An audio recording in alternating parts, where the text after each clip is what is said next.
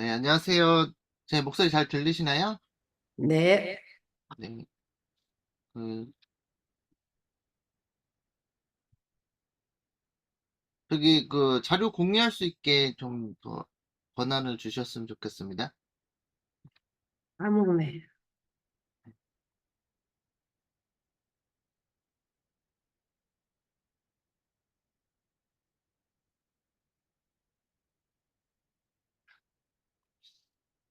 자료를 공유했습니다. 자, 보이시죠? 네, 자, 오늘 제목이, 내 자신의 가지치기라는 그 제목으로, 어, 그, 하나님 말씀을 살펴보도록 하겠습니다.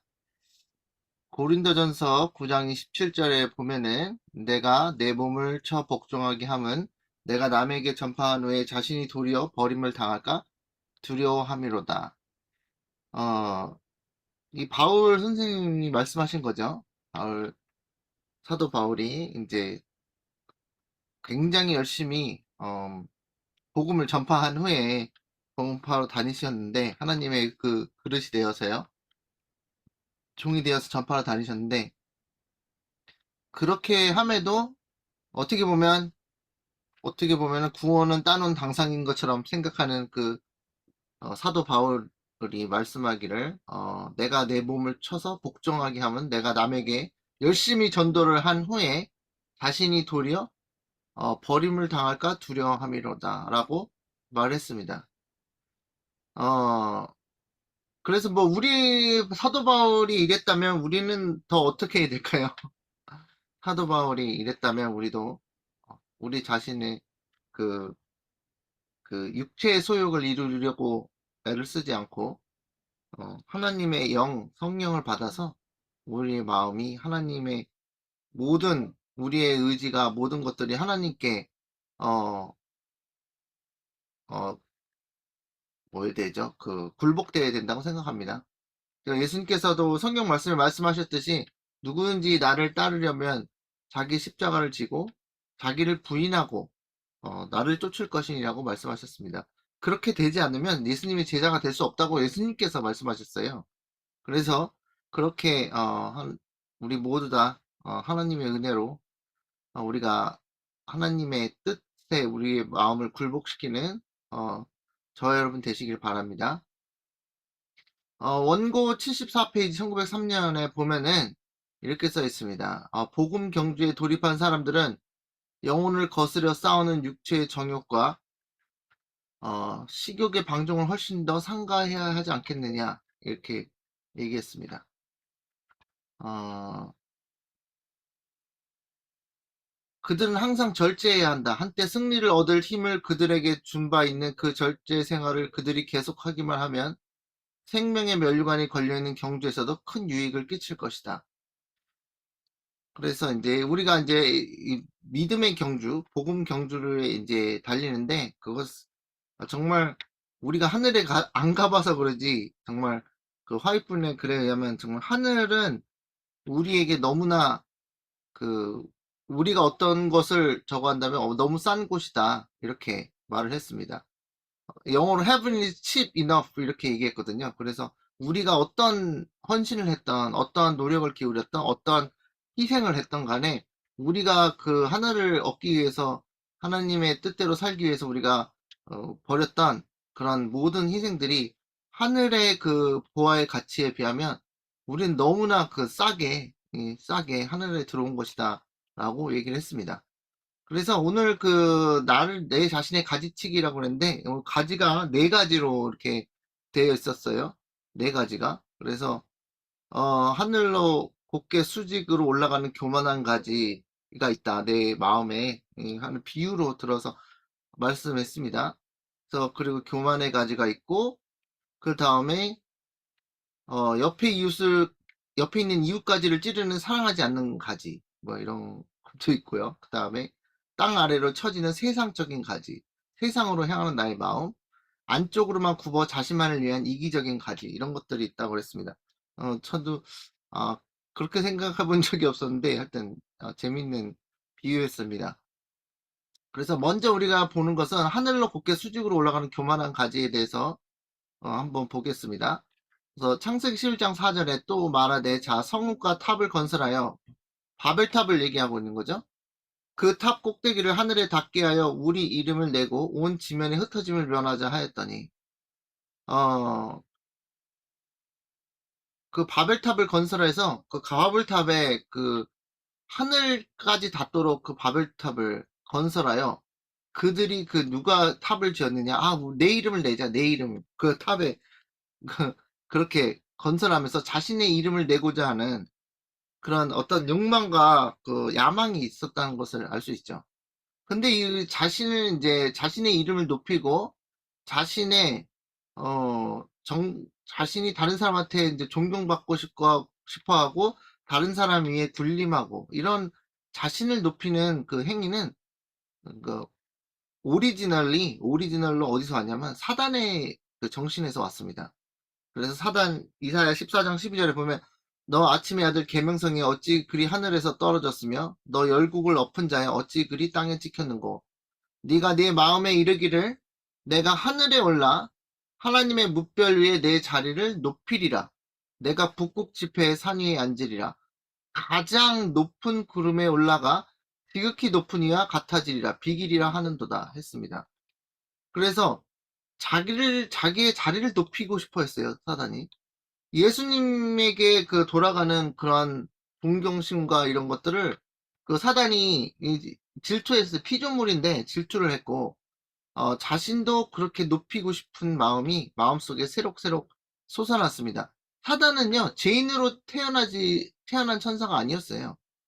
우리야 이제 태어나면서부터 악으로 기우는 경향이 있는 그런 죄인들인데, 사단은 완전하게 지음을 받은 하나님의 그 최고의 명예의 버금가는 예수님 밑에 있던 아주 존경을 받는 천사였습니다. 그런데 그가 어, 죄인이 아니었음에도 불구하고 점점 다른 사람의 예수님께 돌아가는 그 영광과 이런 것들을 이제 질투하고 시기하고 그런 마음이 조금씩 생겨났어요. 그래서 어, 결국에는 자신이 하나님과 비길이다.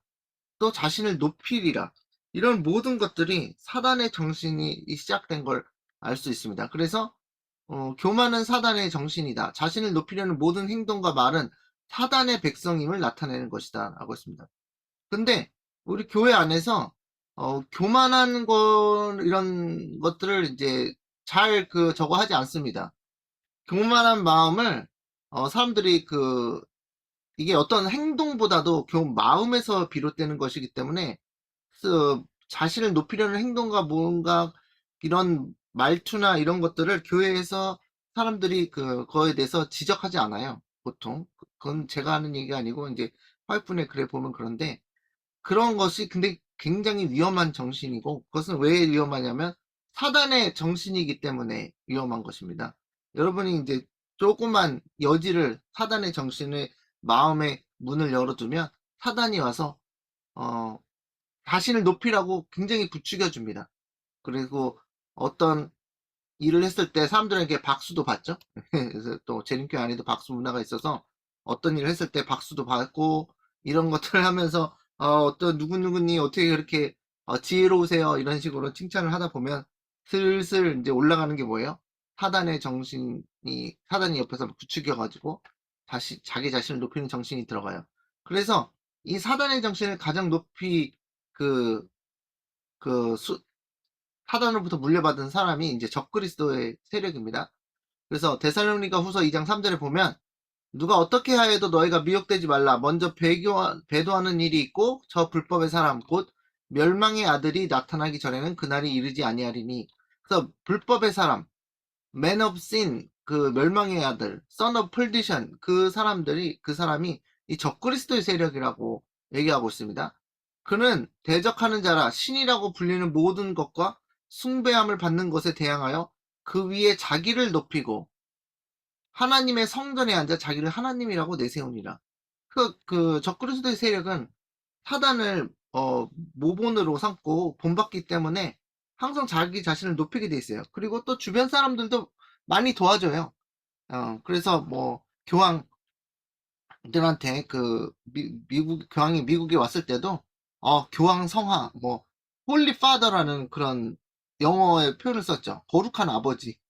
근데 그런 말을 들으면은 일반적으로 여러분 같으면은 무슨 말씀이냐고 우리 저 같은 사람에게 저 같은 죄인에게 어떻게 그런 칭호를 할 수 있겠냐고 그렇게 얘기할 텐데 그거를 듣고도 이제 아, 기분이 좋은 건가 봐요. 그래서 이런 자기 자신을 높이는 그런 모든 그런 행위나 그리고 또 그것을 가만히 놔두고 그 사람들이 그렇게 박수 치고 높여주고 이런 것들을 경험하다 보면 우리가 죄로 기우는 경향이 너무나 많은 죄인들이기 때문에 순식간에 우리가 사단의 정신을 이어받은 하나님의 성령을 받는 것이 아니라 사탄의 악령을 받는 사단의 도구가 되게 돼 있습니다. 어느 순간에. 그런 일의 교만이 굉장히 위험하고 자신의 부족함을 느끼지 않고 예수 그리스도의 필요를 느끼지 않고 자기가 스스로 군림해서 내가 이 땅에 하나님의 대리자라는 면서 자신을 높이는 성전에 앉아 자기를 또 어디까지 나가요? 자기를 하나님이라고 선포하는 그런 교주가 되고 이런 엄청난 사단의 앞잡이가 될 수 있다는 것입니다. 그래서 이 교만이란 것이 교황만 교만이 있는 게 아니고 우리 모두도 이제 굉장히 조심해야 되는 그런 교만의 죄라고 볼 수 있겠습니다. 그런 가지는 빨리 쳐내야 돼요. 그래서 이제 제가 그 말씀 묵상하다가 그, 느부갓네살의 스토리가 떠올랐어요. 느부갓네살 스토리가 다니엘서 4장에 나옵니다. 근데 하나님께서 느부갓네살을 구원하시기 위해서 많은 애를 쓰셨고 다니엘과 세 친구들을 배치하셨는데 다니엘서 4장에 보면은 느부갓네살이 꿈을 꾸게 됩니다. 그래서 꿈을 꾸는데 여러분은 이 꿈을 꾸셨는지 모르겠지만 박수장 여기 4장 9절을 보면 박수장 벨드사사라 내 안에는 거룩한 신들의 영이 있은즉 어떤 은밀한 것이라도 내게는 어려울 것이 없는 줄을 내가 아노니 내 꿈에 본 환상의 해석을 내게 말하라. 내가 침상에서 나의 머릿속으로 받은 환상이 이러하니라. 내가 본즉 땅의 중앙에 한 나무가 있는 것을 보았는데 높이가 높더니 그 나무가 자라여 견고하여지고 그 높이는 하늘에 닿았으니 바벨탑 같죠? 바벨탑처럼 높이가 하늘에 거의 닿았어요. 그 모양이 땅끝에서도 보이겠고 그 잎사귀는 아름답고 그 열매는 많아서 만민의 먹을 것이 될 만하고 들짐승이 그 그늘에 있으며 공중에 나는 새는 그 가지에 깃들이고 육체를 가진 모든 것이 거기에서 먹을 것을 얻더라 그랬습니다. 근데 여기에서 이 나무에 대해서 꿈을 꿨는데 그 다니엘은 이 나무를 누구라 그랬냐면 느부갓네살 왕 자신이라고 그랬습니다.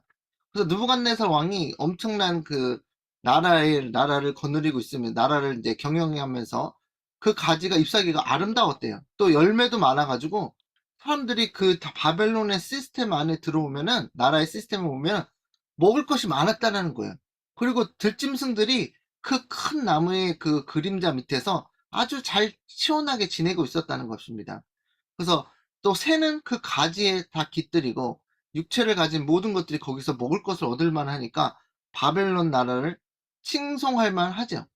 바벨론이라는 시스템이 하나님 보시기에는 이 무너졌도다 무너졌도다 무너져야 될 그런 거짓 종교 시스템이지만 이 바벨론이라는 나라는 다른 죄인들에게는 아름답고 열매도 많아서 먹을 만한 것이 나오고 그러니까 마지막 때 바벨론 교회도 이런 것들이 풍성해서 사람들이 바벨론인과 연합한다는 그런 의미가 있습니다.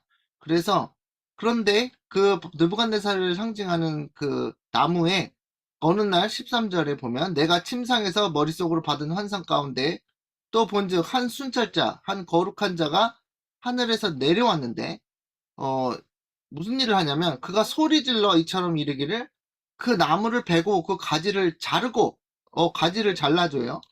그 잎사귀를 떨고 그 열매를 해치고 짐승들을 그 안에서 떠나게 하고 새들을 그 가지에서 쫓아내라.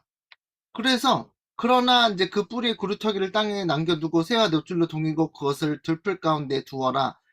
그것이 하늘 이슬에 젖고 땅의 풀 가운데서 짐승과 더불어 제 몫을 얻으리라. 그러면서 7대를 지난다고, 짐승의 마음을 받아 7대를 지내라고 하나님께서 명령을 하셨습니다. 순찰자에게. 그럼 여러분께서 보면은 바벨론 왕, 그 교만한 왕이 자기가 바벨론은 그 왕국을 세워놓고 얼마나 교만했어요? 이거 내가 세운 거다, 하나님께서 주신 거라는 걸 인정하지 않고, 이미 다니엘을 만났음에도 불구하고 하나님께서 그에게 왕국을 어, 배- 어, 차지하게 하신 그 하나님의 그 주권을 인정하지 않고, 그것을 자신의 영광으로 돌리는 그런 일을 했을 때 하나님께서 그를 나무로 잘랐어요. 순찰자가 나무로 잘라버렸어요. 그래서 이 순찰자가 나무를 잘라버리는 것에 대해서 여러분께서 어떻게 보시는지 모르겠지만, 중요한 부분은 뭐냐면, 이 느부갓네살이 다니엘서 4장을 쓰면서 자신이 얼마나 하나님으로부터 큰 은혜를 받았는지에 대해서 쓰고 있어요.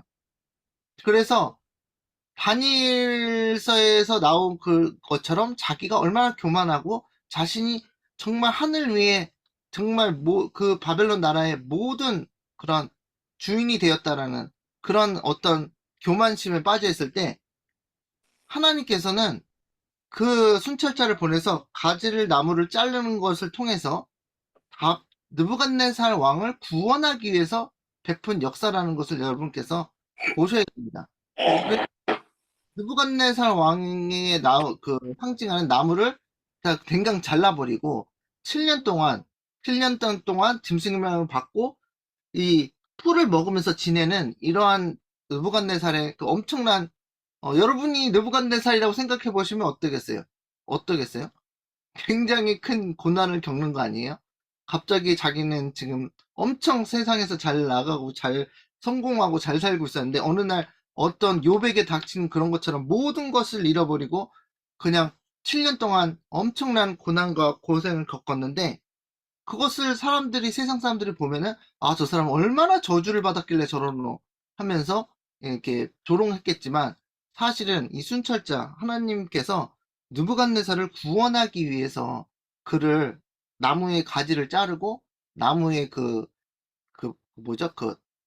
저 트렁크 그거를 단강 잘라버리고 구루터기만 남게 하는 일이 있었다는 것입니다. 그래서 느부갓네살을 구원하시기 위해서 하나님께서 이 일을 하셔야 됐다는 거예요.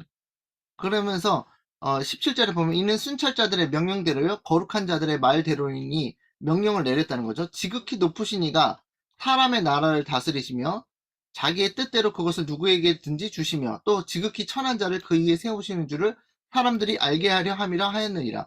그래서 이것을 7년 동안 깨닫고 느부갓네살이 제정신을 돌아오고 하늘에 계신 하나님을 찬양하게 되고 구원을 받습니다.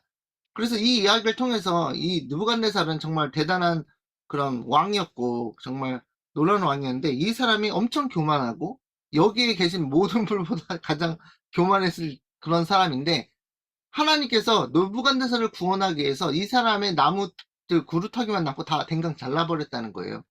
그러면은 어떻게 보면 사단이 임해서 그들을 저주한 인생을 보이게 했지만, 사실은 하나님께서 느부갓네살을 구원하기 위해서 그 가지를 쳐주고 그 나무 밑둥을 잘랐다는 겁니다. 그러면은 어, 교만한 사람의 자아를 치시고 그에게 하늘에 계신 하나님의 권위를 깨닫게 하시는 하나님의 구원이 나타나 있습니다. 여기에서는요. 바라보는 시각에 따라서 다르겠지만 여기서는 저는 그것을 관찰했습니다. 그래서 우리가 가진 그 가지가 있는데, 나무 가지가 있는데 하늘로 곧게 수직으로 올라가는 교만한 가지가 있을 때, 하나님께서 우리를 구원하시기 위해서 어떤 일을 하실까라고 한번 생각해 보시기 바랍니다. 하나님께서 혹시 느부갓네살처럼 그의 그 교만한 가지를 하나님의 순찰자들의 명령에 따라, 하늘의 거룩한 자들의 명령에 따라 우리의 교만한 가지를 자르지 않으실까요? 자르실 수 있지 않을까요? 여러분은 어떻게 생각하시는지 생각해 보세요. 그래서 나는 교만하지 않으면 뭐 자를 일이 없겠죠. 그렇지만 우리가 혹시라도 교만하거나 우리가 자신을 높이거나 이런다면 반드시 예수님께서 우리가 예수님을 믿기 때문에 예수님께서 우리를 구원하시기 위한 방편으로 우리의 교만을 꺾으실 수 있다는 거. 그래서 그러한 그 경험을 우리가 살면서 그것을 인생에서 경험할 수도 있다라는 거. 그럴 때, 그리고 그러한 일이 생겼을 때, 내가 혹시라도, 내가 느부갓네살처럼 교만해서 하나님께서 나의 교만을 꺾으시고 나를 구원하시려는 것이 아닌가라는, 예수님의 그 은혜의 그, 그 은혜를 베푸시는 일에 우리가 이제 그 집중할 필요가 있다고 생각합니다. 그래서 느부갓네살처럼 우리가 교만하면 항상 예수님께서 우리를 구원하실 때 우리를 교만한 상태에서 구원하실 수가 없기 때문에 우리의 교만한 가지를 꺾어주시는 것이 또 예수님의 대제사장 사역이라고도 볼 수 있어요. 예수님께서 우리를 구원하시기 위해서 우리의 교만한 마음을 꺾고, 그래서 교만한 마음을 꺾인 가운데서 우리가 혹시라도 예수님께 우리의 그 구원을 위해서 예수님께 간구할 수 있도록 할 수 있게 그런 기회를 주시기 위해서 예수님께서 역사하실 수 있습니다. 그것이 이제 예수님이 대제사장으로서 우리의 마음의 성전을 정결케 하시는 일의 일부입니다. 여러 가지 일을 행하시지만 실제로 하늘 성소를 정결케 하시면서 우리의 마음을 정결케 하실 때 예수님께서 하시는 일이 있습니다. 그런 종류의 일이 일어납니다. 그래서 어떤 일이 일어날 때 이상한 일로 여기지 마시고 하나님께서 혹시 나를 구원하기 위해서 예수님께서 최선의 방법으로 나를 구원하고 계시지 않은가, 어, 그, 생각해 보시는, 깊이 생각해 보시는 저 여러분 되시기 바랍니다. 그래서, 또, 가지가 있었죠. 옆에 있는 이웃가지를 찌르는 사랑하지 않는 가지. 음, 로마서 13장 10절에 보니까, 사랑은 이웃에게 악을 행하지 아니하나니, 그러므로 사랑은 율법의 완성이니라. 사랑은 율법의 완성이니라, 이 말씀이 굉장히 중요합니다. 우리는 하나님의 십계명을 제7일 안식일 예수 재림교인으로서 열심히 그 준수해야 된다고 이렇게 다 배웁니다. 교회에서요. 그런데 하나님께서는 뭐라고 그러시냐면 사랑이 율법의 완성이라고 말씀하시. 유대인들은 예수님 초림 당시 오셨을 때 그들이 율법을 굉장히 열심히 지킨다고 노력했어요. 한 부자 법관이 예수님께 와서 선한 선생님이여 내가 무엇을 하여 영생을 얻으리까 얘기했을 때 예수님께서 하나님의 계명을 지키라고 말씀하셨어요. 근데 그 부자 법관이 그걸 그렇게 쉬워요? 저는 어렸을 때부터 이것을 다 지켜왔는데요 하면서 이렇게 말을 했죠. 그런데 예수님께서 그래 네가 어렸을 때부터 그 하나님의 계명을 잘 지켜왔구나. 그 다음에 예수님께서 하시는 말씀이 네가 온전하고자 할 텐데 네가 완전하고자 할 텐데 너의 가진 재산을 모두 가난한 자들에게 나눠주고 나를 쫓을 것이니라 그랬어요. 그렇게 명령하셨을 때 그 부자 법관이 어? 그거 문제가 있는데? 나 하나님의 계명을 지켰는데, 근데 내 재산이 많은데 그것을 예수님을 따라가기 위해서 내가 포기해야 된다니, 그거 힘든데요. 그건 좀 힘든데요. 하면서 그가 떠나갔습니다. 또 여러분께서 다 아시는 내용이죠. 그래서 하나님의 계명을 그가 지켰다냐 하고, 그가 어렸을 때부터 지켜왔습니다. 그는 아마도 교회도 안식일도 매일 한 번도 어기지 않았을 거고요. 그 다음에 교회 가서 헌금도 잘 냈을 겁니다. 그리고 주변 사람들에게 부자 법관이다 보니까 또 존경도 다 받았을 거예요. 그렇지만 예수님께서는 부자 법관이 하나님의 계명을 지키고 있다고 얘기하지 않았습니다. 그것은 자기의 그 착각이었어요. 자신만의 착각이었어요. 자기가 그냥 교회 다니면서 모범생처럼 교회도 잘 다니고 헌금도 잘하고 존경도 받고 하다 보니까 자신이 하나님의 그 은혜 가운데 거하면서 하나님의 계명을 잘 지키고 있다고 착각을 했습니다. 그런데 예수님께서 그런 네가 나를 쫓을지니라 모든 것을 팔아서 다른 사람에게 주고 그것들이 너가 나를 쫓을 수 없게 만드는 올무가 될 수 있으니까 예수님께서 뭐 부자 법관이 부자인 게 못마땅하셔서 그러신 게 아니라 그가 가지고 있는 재물이 그를 예수님을 따라갈 때 그 재물이 그 사람의 발목을 붙잡고 있었어요. 우리가 이제 읽어보니까 아는 거죠. 그래서 그들은 마찬가지로 우리도 어떻게 보면 하나님의 계명을 안식일을 포함해서 잘 지키고 있다고 착각할 수 모릅니다. 그러나 하나님께서는 예수님께서 뭐라고 하시냐면 사랑이 율법의 완성이라고 그랬습니다. 사랑이. 그래서 내 마음에 사랑이 없으면 내가 아무리 하나님의 계명을 지키고 있는 그런 생애를 살아왔다 하더라도 내 하나님의 계명을 지키는 그 동기가 하나님을 사랑하고 이웃을 사랑하는 그런 마음이 있지 않으면 율법을 지킬 수 없습니다. 그래서 사랑은 율법의 완성이라고 한 것 이유죠. 그래서 우리는 그 유대인들 초기 초대 유대인들처럼 제7일 안식을 위해 재림교인으로서 하나님의 계명을 지키는 것에 대해서 그 정신이 그냥 문자 조목조목 지키는 것이 아니라 그 하나님의 계명을 지키는 것은 사랑의 율법, 사랑으로 완성하는 것이다. 라는 점을 우리가 꼭 잊지 말아야 되겠습니다. 마태복음 22장 36절에 보면 선생님, 율법 중에서 어느 계명이 크니까 예수께서 이르시되 네 마음을 다하고 목숨을 다하고 뜻을 다하여 주 너희 하나님을 사랑하라 하셨으니 이것이 크고 첫째 되는 계명이요 라고 말씀하셨습니다. 우리가 하나님을 사랑할 때 마음을 다하고 목숨을 다하고 뜻을 다하여 하나님을 사랑하는 것이 첫째 계명. 그게 첫째 번째 계명부터 네 번째 계명이죠. 그 다음에 둘째도 그와 같으니 내 이웃을 내 자신과 같이 사랑하라 하셨으니 이 두 계명이 온 율법과 선지자의 강령이니라. 그래서 그 계명을 축약하셨어요. 10계명을 두 개로 축약하셨는데 첫 번째부터 네 번째 계명은 하나님을 목숨을 다하여 사랑하는 것이고 다섯 번째부터 열 번째까지는 내 이웃을 내 몸과 같이 사랑하는 것을 축약하셨습니다. 그래서 우리가 만약 우리의 이웃을 내 몸과 내 자신같이 사랑하지 않으면 하나님의 계명을 지키는 것이 아닙니다. 그래서 셋째 천사의 기별을 나온 것처럼 성도들의 인내가 여기 있나니 그들은 하나님의 계명을 지키고 예수 믿음을 가진 자들이라 했을 때 우리가 만약에 그 십계명이라는 그 조목조목은 잘 지키면서도 내 이웃을 내 몸과 같이 사랑하지 않으면 내가 하나님의 계명을 지킨 게 아닌 게 되는 거예요. 그래서 조사심판의 날에 여러분에게 불리한 증거를 하게 될 겁니다. 왜냐하면 하나님의 계명을 지키는 조목조목 지키는 신용은 할 수 있지만 내 안에 이웃을 내 몸같이 사랑하는 마음은 안 할 수 있거든요. 그죠? 최소한 이웃에게 피해 주지 않는 선에서 내가 하나님의 계명을 지켜서 하늘나라로 가야지 이런 그런 얄팍한 생각을 할 수도 있기 때문입니다.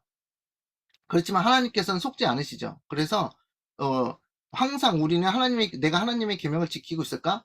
내가 하나님의 계명을 존중하고 있을까 했을 때 이 두 계명, 하나님을 목숨을 다하고 뜻을 다하여 하나님을 사랑하는 건가를 물어봐야 되고, 그 다음에 내 이웃을 내 자신과 같이 사랑하는지, 그것을 따져봐야 됩니다. 그래서 그것이 만약 내가 그렇게 하고 있다면 내가 하나님의 계명을 지키는 것이지만 내가 만약 내 이웃을 내 몸과 같이 사랑하지 않고 있다면 그것은 내가 하나님의 계명을 지키고 있는 게 아니라 다시 말해서 십계명을 어기고 범하고 있다는 것을 아셔야 됩니다. 그래서 요한계시록 14장 12절이 나오죠. 성도들의 인내가 여기 있나니 그들은 하나님의 계명과 예수에 대한 믿음을 지키는 자니라. 그래서 하나님의 계명을 지킨다는 것은 하나님을 사랑하고 이웃을 내 몸과 같이 사랑한다는 것이다. 이것에 이르지 못하는 것은 내가 그리스도의 의의 옷을 입지 않고 있다는 것이다. 그리스도의 의의 옷을 입은 자들만이 하나님을 목숨을 다하여 사랑하고 이웃을 자신과 같이 사랑하게 된다. 그래서 우리가 하나님의 계명을 지키고 할 수 있는 것은 온 100% 예수 그리스도의 공로예요. 왜냐하면 예수님께서 우리에게 예수님의 의의 옷을 입혀 주시기 때문에 그렇습니다. 예수님의 의의 옷을 입지 않고 있으면 우리는 하나님의 계명을 지킬 수가 없어요. 그래서 우리가 하나님의 계명을 지키기 위해선 반드시 예수님에게 먼저 달려가야 된다는 겁니다. 먼저 예수님에게 가서 예수님한테 나아가기 전에 내가 계명부터 열심히 지켜볼게요 하는 것이 아니라 내가 예수님께 가서 예수님께서 입혀주시는 의의 옷을 받은 사람만이 하나님의 계명을 지킬 수 있기 때문에 우리는 우리의 구세주 되시는 우리의 구원자 되신 예수님께 먼저 그것을 달라고 요구를 해야 되는 것입니다. 자, 땅 아래로 처지는 세상적인 가지를 보겠습니다. 위에 골로새서 3장 2절에 보면 위의 것을 생각하고 땅의 것을 생각지 말라. 자, 다시 말해서 하늘의 것을 생각하고 이 땅에 있는 세상의 것들을 생각지 말라고 말씀하셨죠. 그러다 로마서 8장 7절에 보면 또 이렇게 말씀되어 있습니다. 육신의 생각은 하나님과 원수가 되나니 이는 하나님의 법에 굴복하지 아니할 뿐 아니라 할 수도 없습니다. 그래서 우리가 예수 그리스도의 성령을 받지 못하면 육신의 생각을 하게 돼 있어요.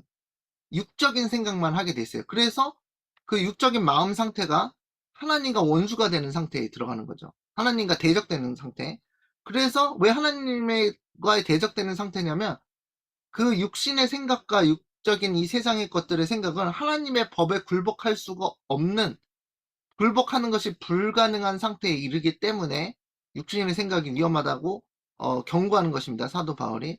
그래서 그것들을 버릴 생각을 해야 돼요. 왜냐하면 하나님과 원만한 관계 속에 들어가는 게 더 가치가 있는 것이니까요.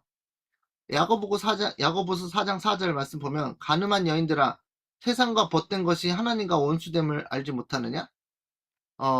세상과 친구되고 세상의 것들, 세상 친구를 사귀지 말라는 것이 아니라 세상을 사랑하는 것이 하나님과 원수됨을 알지 못하느냐? 그런즉 누구든지 세상과 벗이 되고자 하는 자는 스스로 하나님과 원수되는 것이니라. 라고 권고하고 있습니다. 자, 요한일서 2장 15절. 이 세상이나 세상에 있는 것들을 사랑하지 말라.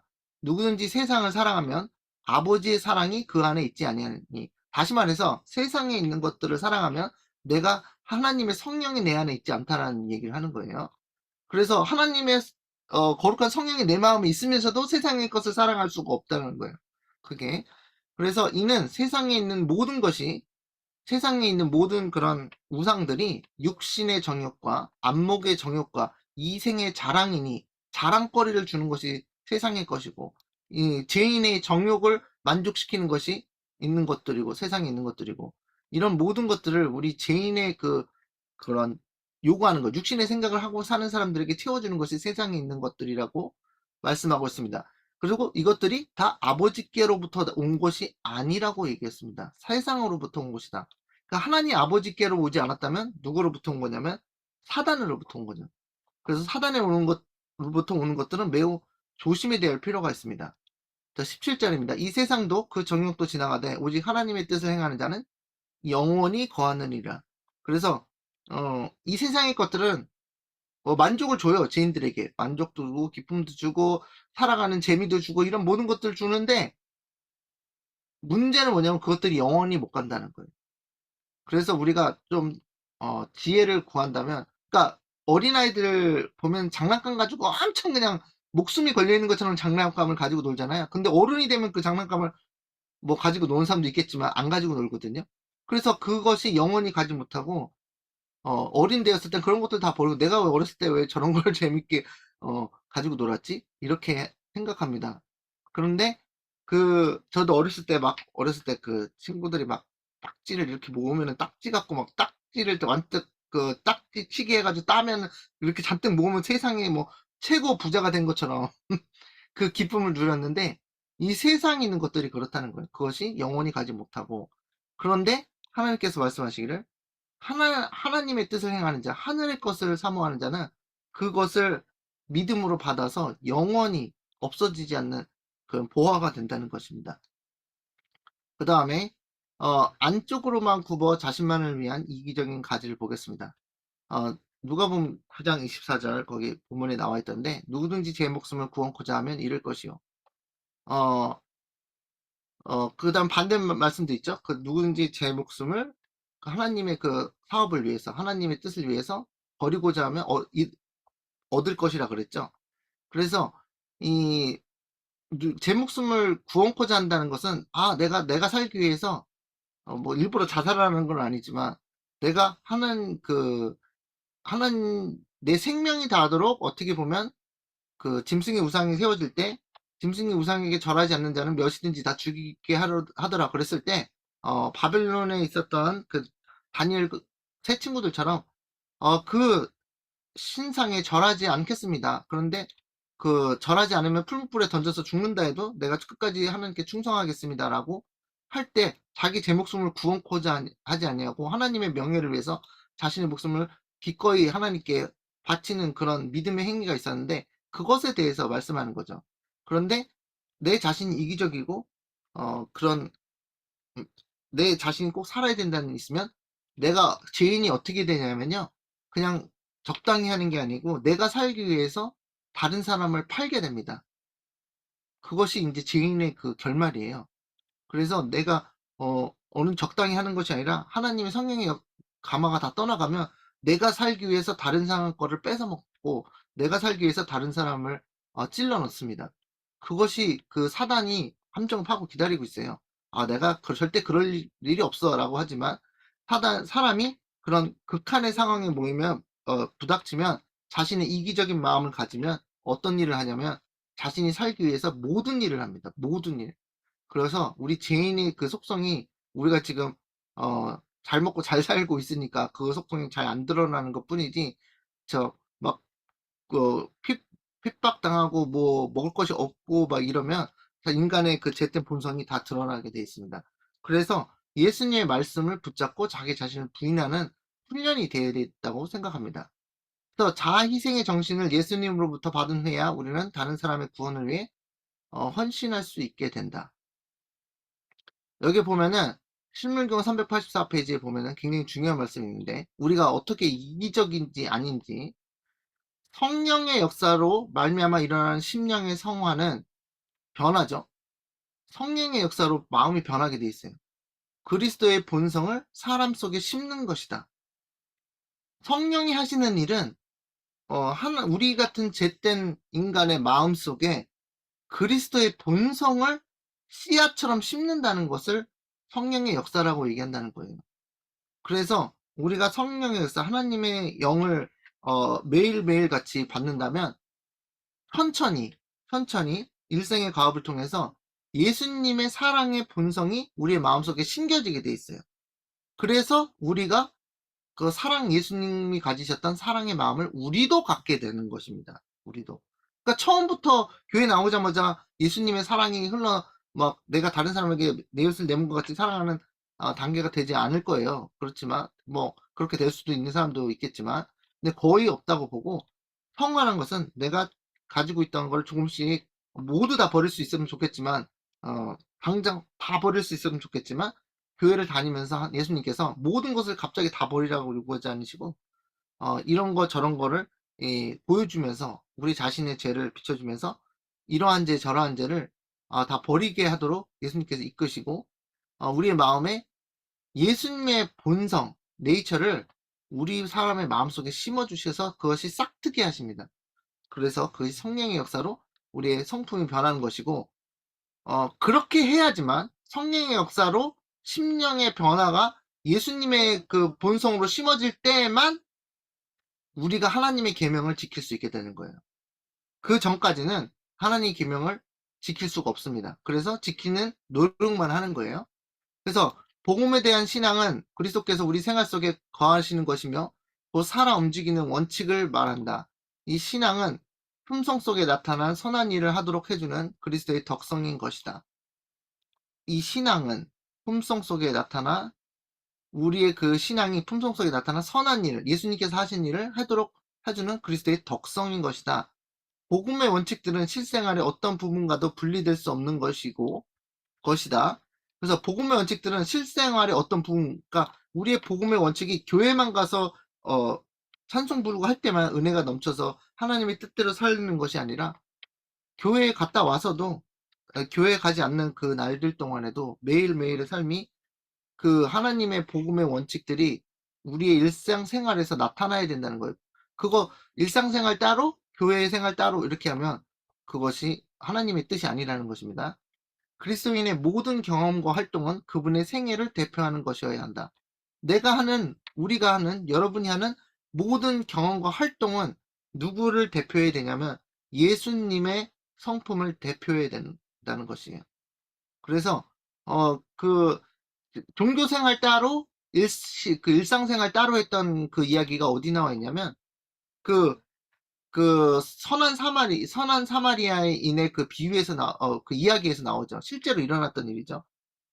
제사장과 서기관들이 그 지나가는데 아픈 사람이 강도 만난 자가 거의 다 죽어가고 있는데 그 사람들이 종교 지도자고 백성으로부터 박수를 받고 그 사람들이 어떻게 그렇게 그 신앙이 좋으세요라고 그냥 입에 침이 마르도록 칭찬을 받는 사람들이 실생활에서 강도 만난 자를 보고 그 사람을 보고 그냥 지나쳤다는 거예요. 그래서 그들이 그러면은 그런 일을 했을 때 그들이 이제 드러내는 것은 그 사람과 우리가 똑같은 다 죄인들인데 그것을 통해서 보는 것은 실생활과 그 교회 생활이 다를 때 하나님의 저주가 일어납니다. 하나님의 저주. 그래서 착각을 해요. 저주가 어떤 저주냐면 자신은 정말 하나님을 진짜 찰떡같이 믿고 엄청나게 신앙이 좋은 것처럼 착각을 해요. 그리고 지나갈 때 그럴듯한 핑계가 있습니다. 아, 내가 지금 빨리 가가지고 지금 집회를 열어야 되는데 지금 이 사람이 신경 쓸 게 아니지. 이 사람 도와줘야 되는 건 맞아. 하지만 이 사람이 중요한 게 아니라 그 많은 기다리는 사람들이 있는데 그 사람들이 늦으면 그 사람들이 뭐라 그러겠어. 그 사람들이 엄청 손해를 볼 거 아니야. 그러니까 이 사람을 무시하는 게 맞아 하면서 엄청 정당화시켜요. 그 행동을. 그러면서 자신들이 어떠한 그리스도의 사랑이 없는 완전히 메마르고 회칠한 무덤 같은 신앙을 하고 있다는 것을 깨닫지 못하는 저주에 걸리게 되어 있습니다. 그래서 우리 굉장히 그게 주의해야 될 부분이에요.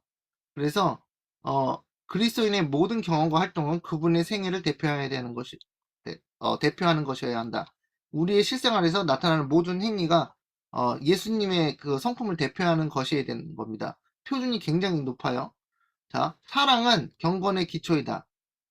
사람의 말로는 아무리 공언한다 할지라도 자기 형제들에 대해 이기심 없는 사랑을 갖지 않는다면 그 사람은 하나님께 대한 순진한 사랑을 가질 수 없다.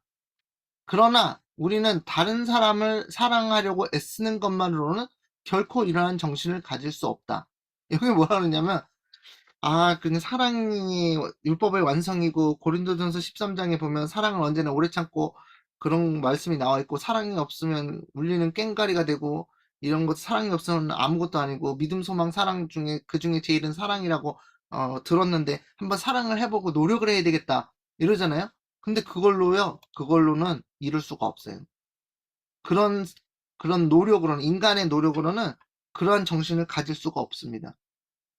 뭐 해보셨는지 모르겠지만, 그런 방식으로는, 인간의 노력으로는 절대로 그러한 정신을 가질 수가 없습니다. 이웃을.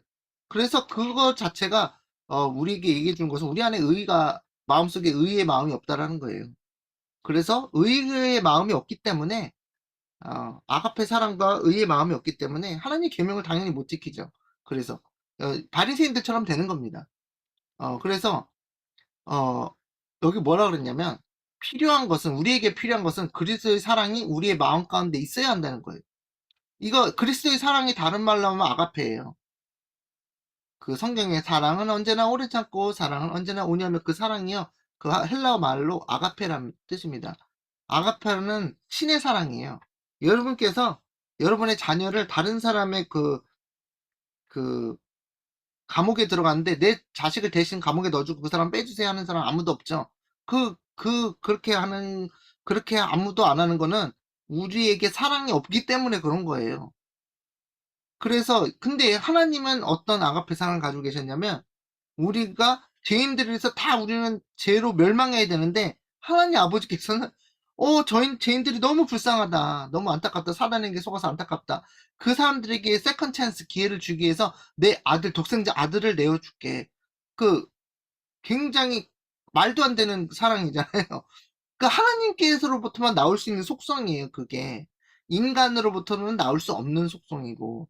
그래서 그것은 우리가 노력한다고 하나님의 사랑을 우리가 창조해낼 수 있으면 우리가 창조주가 되는 거죠. 그래서 그 사랑은 우리에게 존재하지 않기 때문에 그것을 만약 나도 그럴 수 있어. 나도 그런 사랑을 할 수 있다라고 착각하는 순간 자신은 그냥 어떻게 돼요? 멸망의 길로 들어서는 겁니다. 우리에게는 없어요. 우리에겐 그런 의의가 없어요. 그래서 뭐라고 요구하시냐면 내게 와서 받아가라는 거예요. 너희는 먼저 그의 나라와 그의 의를 구하라 그랬잖아요. 그 의가 우리한테 있었으면 우리가 하나님께 구할 필요가 없잖아요. 그러나 우리는 먼저 예수님께서 명령하시기를 너희는 먼저 가장 먼저 하나님 계명을 지키기도 전에 가장 먼저 그의 나라와 그의 의를 구하라 그랬어요. 예수님의 의, 예수님의 righteousness를 구해야지만 우리가 다른 사람을 사랑할 수 있게 된다는 거예요. 그래서 그것을 망각하고 자꾸 우리가 하나님 계명을 지키려고 인간적인 노력을 하다 보면 자신이 착각에 빠진다니까요. 그래서 항상 내 자신을 부인하고 내가 안에 의로운 것이 하나 없다는 것을 인정하고 먼저 기도로서 하나님의 나라와 하나님의 의를 구하셔야 됩니다. 그래서 필요한 것은 뭐가 필요하다고요? 그리스도의 사랑, 아가페가 우리의 마음 가운데 있어야 한다. 근데 아가페 사랑이 어떻게 오는지를 설명하고 있어요. 우리의 자아가 그리스도께 몰입될 때, 그러니까 그것을 받기 위해서 예수님께 구해야 되는데, 예수님께 집중해서 완전히 십자가의 사랑에, 예수님의 사랑에 완전히 몰입될 때, 정신이 완전 거기 쏙 빠질 때, 예수님에게 완전히 집중될 때 그때 사랑은 저절로 생겨나게 된다 그랬어요. 근데 이것을 매일 해야 돼, 매일. 그러니까는 한순간에 또 까먹을 수 있거든요.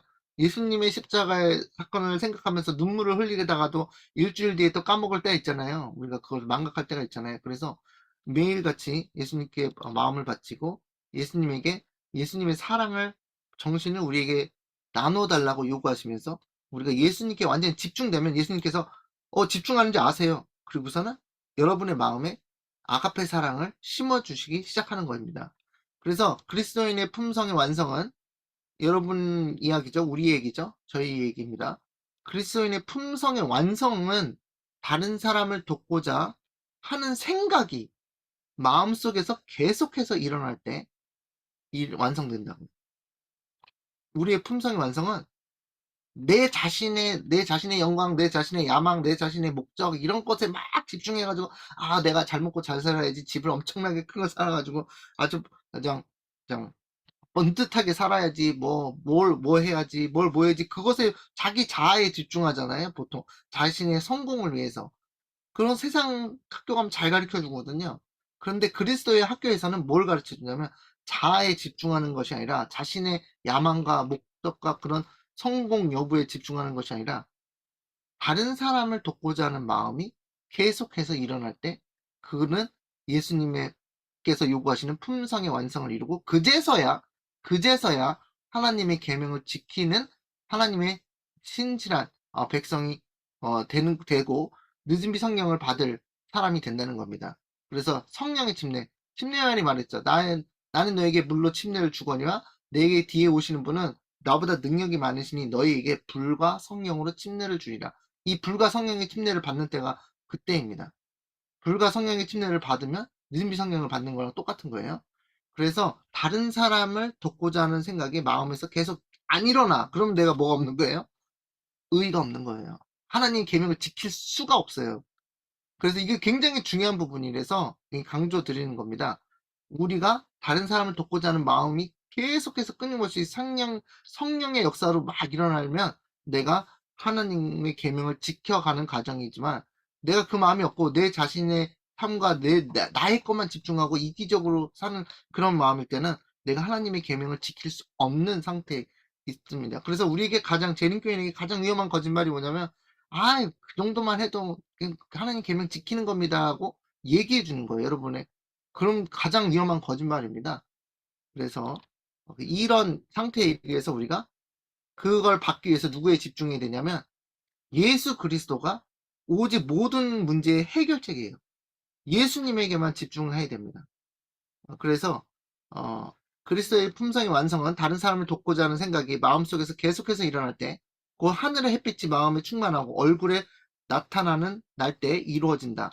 그리스도께서 거하시는 마음에는 사랑의 결핍이 일어날 수 있대요? 일어날 수 없대요. 그리스도께서 거하시는 여러분 안에, 내 안에 이제는 내가 산 것이 아니요 오직 내 안에 그리스도께서 사신 것이라 그랬잖아요. 갈라디아서 2장 20절에 그 말씀은 너무나 유명한 말씀이잖아요. 이제는 내가 산 것이 아니요 내가 그리스도와 함께 십자가에 못 박혔나니 이제는 내가 산 것이 아니요 오직 내 안에 그리스도께서 사시는 것이라 했는데, 그리스도께서 거하시는 마음에는 우리가 그 말씀을 좋아하는데 실제로 내 안에 예수님께서 영으로 성령으로 거하신다면 사랑의 결핍이 일어날 수가 없답니다. 그래서 그리스도께서 우리 안에 거하셔야지만 하나님의 계명을 지킬 수 있는 거예요. 내 이웃을 내 몸과 같이 사랑할 수 있는 거예요. 그런데 그렇게 안 되는 이유는 내 안에 그리스도께서 거하시지 않으시기 때문에 그냥 하나님의 계명을 지키는 신용만 한다는 것입니다. 그래서 이 부분이 굉장히 핵심 포인트고, 우리가 정말로 하나님의 백성으로 구원받고 정말 예수님의 품성을 반사하기 원하신다면 내 안에 그리스도께서 살도록 진짜 예수님께 완전히 집중해야 된다고 생각합니다. 그래서 어, 로마서 7장 4절 보면 그러므로 내 형제들아 너희도 그리스도의 몸으로 말미암아 율법에 대하여 죽임을 당하였으니 이는 다른이 곧 죽은 자 가운데서 살아나신 이에게 가서 우리가 하나님을 위하여 열매를 맺게 하려 합니다. 율법에 대해서는 죽임을 당하고 누구한테로 가요? 살아나신 예수 그리스도에게 가서 하나님을 위하여 성령의 열매를 맺게 하려 함이라. 누구한테 가야 된대요? 우리가 열매를 맺으려면 예수님한테 집중을 해야 된다는 겁니다. 예수님한테 집중 안 하면 아무도 열매를 맺을 수 없습니다. 성령의 열매를요. 우리가 육신에 있을 때는 율법으로 말미암는 죄의 정욕이 우리 지체 중에 역사하여 우리를 사망을 위하여 열매를 맺게 하였더니 그랬죠. 그래서 우리가 지금 육신의 육신적인 생각에 있을 때는요. 그 죄가 우리 안에 지체의 역사에서 우리가 사망을 위한 열매를 맺게 돼 있어요. 그렇지만 예수님께 달려가면 예수님께서 그 사망의 골짜기에서부터 사망의 그 운명으로부터 해방시켜 주시는 예수님의 은혜를 경험하게 된다는 것입니다. 그래서 어 여기 보면 마지막 부분에 하나님을 위한 남은 열매가 됩시다. 이렇게 그 책에 쓰여 있더라고요. 사망을 위한 열매에서 벗어납시다. 사망을 위한 열매는 육신의 생각이죠. 세상적인 생각. 그죠? 세상적으로 성공하고 뭐 야심차게 자신의 목적을 이루려는 생각. 예수 그리스도로 말미암아 의의 열매가 가득하여. 자, 의의 열매, 성령의 열매는 누구로만 가능해요? 예수님에게 집중할 때만 가능합니다. 하나님의 영광과 찬송이 되게 하시기를 구하노라. 달마다 12가지 열매를 맺히는 생명나무를 생각합시다. 하늘의 것을 생각하라는 얘기고요. 우리 모두가 더 이상 가지치기 씨름할 필요가 없는 그날이 곧 올 것이다. 그죠? 성경책 맨 마지막 2절입니다. 이것들을 증언하시니가 이르시되 내가 진실로 속해 오리라 하시거늘 아멘 주여 쓰여 오시옵소서. 주 예수의 은혜가 모든 자들에게 있을지어다. 아멘. 우리가 이제 예수님의 재림을 기다린다고 하는데 사실은 우리가 여러분께서 굉장히 열심히 하나님의 말씀을 이제 공부하시고 계시더라고요. 하나님의 말씀의 마지막 때 예수님이 오시기 전에 하나님의 말씀으로 먼저 예수님이 임하셔야 됩니다. 예수님은 말씀이시고요. 그 말씀 우리가 요한복음 그 교과를 배우는데 태초에 말씀이 계시니라 그 말씀이 하나님과 함께 계셨고 모든 만물이 그가 없이는 된 것이 없느니라고 말씀하셨대. 그 내 안에 예수님이 육체적으로 이 땅에 재림하시기 전에 우리 하나님 예수님의 말씀이 예수님을 나타내는 모든 말씀이 우리 안에 마음속에서 막 뿌리 박혀 있어야 됩니다. 먼저 예수님이 오셔서 우리의 말씀으로 우리를 거듭나게 하셔야지 예수님의 재림이 의미가 있는 것입니다. 만약 우리의 말씀으로 완전히 하나님의 거룩한 말씀이 우리 마음에 마라나타 하지 않으면 예수님의 재림하시는 마라나타도 아무 의미가 없게 될 것입니다. 그래서 예수님의 말씀에 집중하고 예수님의 사랑, 예수님의 품성, 우리가 반사해야 될 예수님의 품성, 캐릭터를 연구하시고 그것을 따라하기 위해서 예수님께 은혜를 구하는 저 여러분 되시기 바라면서 오늘 이 말씀을 마치도록 하겠습니다. 감사합니다.